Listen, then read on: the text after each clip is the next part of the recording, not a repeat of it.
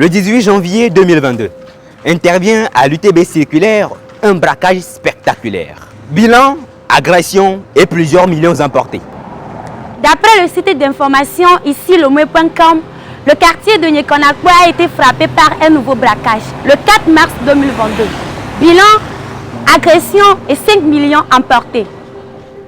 La ville de Kpalimé, précisément le quartier de Tchirinou, a été secouée par une scène de braquage dans la nuit du 25 au 26 mars 2022.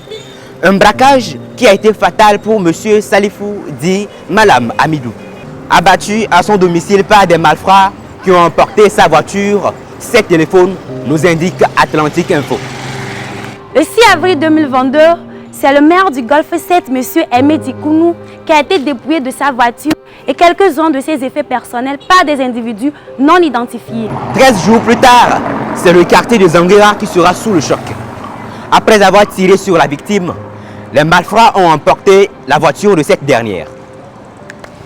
Aussi inquiétante que la situation puisse paraître, les multiples efforts des forces de l'ordre togolais à travers des démantèlements des réseaux des brigands semblent ne pas décourager ces individus mal intentionnés. Alors même que les actions continuent d'être menées par les forces de l'ordre pour sécuriser au mieux la population, un fait tragique vient plonger la société dans une désolation, sémant ainsi la panique.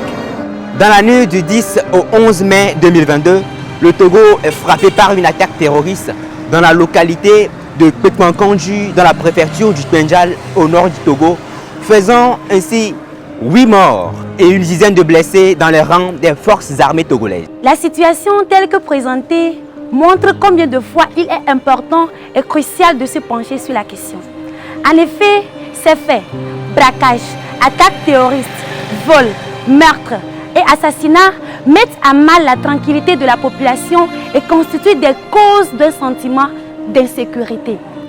En dehors des villes et des zones fréquemment touchées par cette situation, elle pourrait entraîner une psychose généralisée et détruire le tissu social en créant un sentiment de méfiance.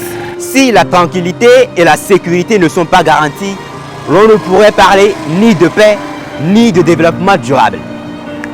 Ainsi, pour assurer la population et prévenir ces actes, il urge d'agir. Nous plaidons pour la multiplication des cadres d'échange entre les forces de l'ordre et la population. Nous plaidons pour l'initiation de programmes communaux de sensibilisation, de formation sur la promotion de la paix, de la prévention de l'extrémisme violent et autres défis sécuritaires. Nous plaidons pour l'implication effective des jeunes dans la prévention, l'alerte et la proposition d'alternatives crédibles à ces défis sécuritaires selon l'esprit de la résolution 2419 du Conseil de sécurité des Nations Unies. Nous plaidons. Et pour que l'ordre de l'humanité redevienne un véritable havre de paix où règne la tranquillité et la sérénité, nous plaidons.